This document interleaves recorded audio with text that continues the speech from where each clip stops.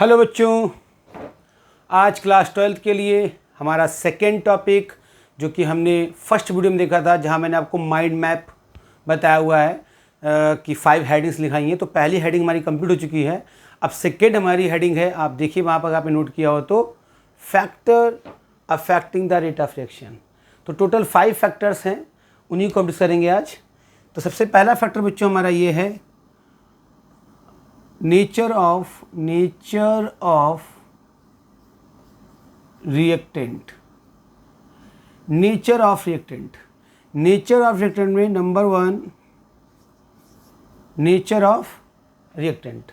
देखिए रिएक्टेंट कैसा है, उसकी स्टेट क्या है, सॉलिड है, लिक्विड है, गैस है। तो मैं क्लियर कर दूं, अगर आपके रिएक्टेंट सॉलिड में है या आपके रिएक्टेंट गैस में है, तो गैसेस जो रिएक्टेंट हैं आपस में बहुत जल्दी कंबाइन करते हैं क्योंकि उनके मॉलिक्यूल बहुत रैंडम होते हैं गैसेस के, और बहुत ज़्यादा तेज़ी से आपस में कोलाइड करते हैं, कोलिजन करते हैं। बेसिकली मैं एक बातों को बहुत ही बेसिक क्लियर कर दूं यहाँ पर, जैसे कि रिएक्टेंट रेट ऑफ रिएक्शन का तेज़ होना, प्रोडक्ट का बनना डिपेंड करता है कि कितनी तेज़ी से जो है मॉलिक्यूल आपस में रिएक्टेंट के कोलाइड करते हैं। तो गैसियस स्टेट में अगर रिएक्टेंट है तो बहुत तेज़ी से कोलाइड करेंगे, तो वहाँ पर रेट ऑफ रिएक्शन बहुत ज़्यादा होगा कंपेयर टू लिक्विड रिएक्टेंट के या गैस के रिएक्टेंट के। तो अगर ऑर्डर बनाएंगे तो ऐसे बनाएंगे कि सबसे ज़्यादा जो रेट ऑफ रिएक्शन होगा वो गैसियस रिएक्टेंट में होगा, उससे कम लिक्विड जो रिएक्टेंट है उसमें, और सबसे कम सॉलिड रिएक्टेंट में होगा। ठीक है, इसके बाद हम बात करते हैं नेचर ऑफ रिएक्टेंट में। ये अगर रिएक्टेंट आपके जो है लिक्विड फेज में है, in case of liquid, reactant आपके लिक्विड में है, बट कुछ एक कंडीशन ऐसी है जिसमें जो रिएक्टेंट है आपके वो होमोजीनियस स्टेट में, मतलब सॉल्यूशन फॉर्म में है। सॉल्यूशन फॉर्म कह लीजिए, सॉल्यूशन फेज कह लीजिए, सॉल्यूशन फेज में है। और तो इस केस में रेट ऑफ रिएक्शन जो है इंक्रीज करेगा, हायर रहेगा कंपेयर टू अगर रिएक्टेंट हीट्रोजीनस कंडीशन में है। हीट्रोजीनस कंडीशंस में अगर रिएक्टेंट हैं तो उनका जो रेट ऑफ रिएक्शन है वो लोअर रहेगा। ठीक है, क्या होते हैं सॉल्यूशन फॉर्म या होमोजीनस, क्या होता है हेटेरोजीनस, ये आप चैप्टर फर्स्ट में पढ़ चुके हैं सॉल्यूशन में।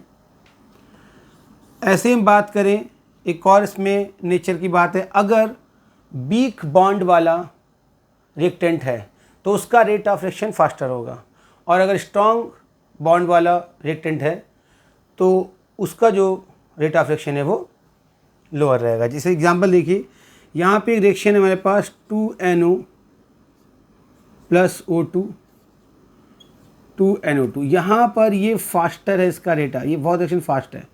और अगर हम इस रिएक्शन को देखें तो ये जो है स्लो है। रीजन क्लियर है, यहाँ पे जो NO है इसके बीच जो बॉन्ड फॉर्मेशन है बहुत ही वीक है कंपेयर टू CO के, इसलिए इसका जो रेट ऑफ रिएक्शन है बहुत ही फास्टर है। नेक्स्ट देखिए यहाँ पर सरफेस एरिया।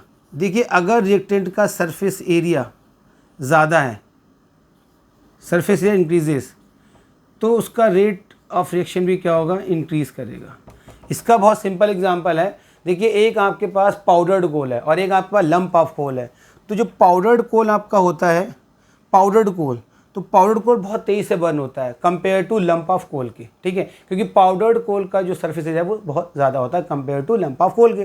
ठीक है, तो आप यहाँ से समझ सकते हैं सरफेस एरिया इसका ज़्यादा होगा रिएक्टेंट का, उसका रेट ऑफ रिएक्शन भी इंक्रीज़ करेगा। ठीक है, इसके बाद ये हमारे नंबर 1 नेचर ऑफ रिएक्टेंट में सारे फैक्टर आ गए।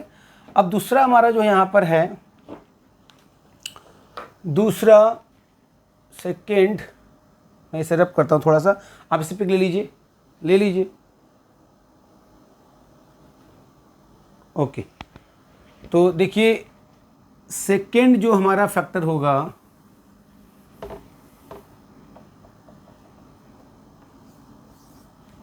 Markers,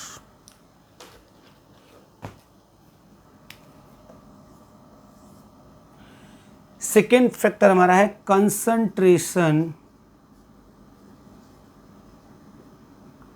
of reactants. Concentration of reactants में आप पहले पढ़ चुके हो इक्विलिब्रियम में, फिर बताता हूँ कि जितना ज़्यादा कंसंट्रेशन ऑफ रिएक्टेंट होगा उतना ही ज़्यादा रेट ऑफ रिएक्शन क्या करेगा, इंक्रीज करेगा। Concentration of reactants increases, rate of reaction increases, जिसे हम बोलते हैं एक्टिव मास, ठीक है ना। तो एक्टिव मास के जो है रेट ऑफ रिएक्शन क्या होता है, ये लीजिए, रेट ऑफ रिएक्शन जो है एक्टिव मास के, ये एक्टिव मास का साइन है, ठीक है, इसके क्या है, डायरेक्टली प्रोपोर्शनल है, ठीक है। इसके बाद नंबर थर्ड हम बात करें अगर, तो टेम्परेचर। देखिए टेम्परेचर क्या करता है, जब टेम्परेचर इंक्रीज करेंगे, temperature increases, rate of reaction increases. क्योंकि ऐसा है कि जब टेम्परेचर इंक्रीज करते हैं तो काइनेटिक एनर्जी मॉलिक्यूल की बढ़ती है, जिसकी वजह से इफेक्टिव कोलिजन बढ़ जाते हैं, ठीक है ना। क्या होता है इफेक्टिव कोलिजन, क्या होता है इलास्टिक कोलिजन, ये आप डिस्कस करेंगे हम लोग लास्ट अपने थ्योरी में, कोलिजन थ्योरी में, लास्ट टॉपिक जो चैप्टर का है, ठीक है। तो टेम्परेचर बढ़ाने से क्या होता है, रेट ऑफ रिएक्शन इंक्रीज होता है। लेकिन इसमें एक खास चीज़ देखी गई है, बाई एक्सपेरिमेंटल देखा गया है generally ROR become double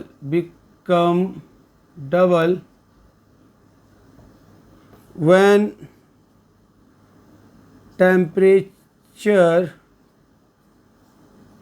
rises 10 degree.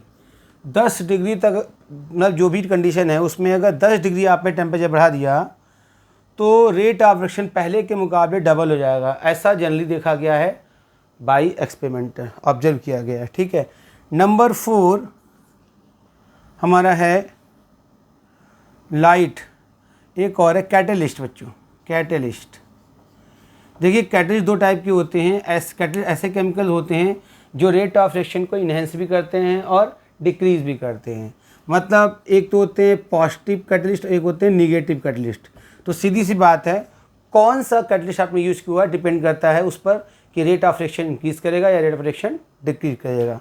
तो डिपेंड ऑन कैटेलिस्ट, ठीक है, रेट ऑफ रिएक्शन इंक्रीज और डिक्रीज, ओके। और नंबर 5 जो आपका है वो है लाइट। देखिए लाइट का बहुत सीधा सा सीन है, कई फोटोकेमिकल इसमें से देखा गया है कि लाइट जब इंक्रीज़ करते हैं, लाइट का मतलब हमारा हुआ यहाँ पर कि फोटोन एनर्जी होती है, ठीक है। तो लाइट इंक्रीजेज तो रेट ऑफ रिएक्शन इंक्रीजेज, क्योंकि जो फ्रीक्वेंसी है, फिर से देखिए जो फ्रीक्वेंसी है, कौन सी फ्रीक्वेंसी, इलास्टिक फ्रीक्वेंसी, जो collision, number of collision increase कर जाता है। मतलब मीन्स कहने का ये है कि नंबर ऑफ कोलिजन जो है वो इंक्रीज कर जाता है, नंबर ऑफ कोलिजन इंक्रीजेज, इसी वजह से है ना रेट ऑफ रिएक्शन इंक्रीज करता है, रेट ऑफ रिएक्शन इंक्रीजेज। क्या रीज़न बताया मैंने आपको, इन फोटोकेमिकल रिएक्शन, हम जो फोटो होता है उसको हम क्या बोलते हैं, उसको हम बोलते हैं फोटोन एनर्जी। तो photon energy increases, number of collision increases and rate of reaction also increases, ठीक है ना।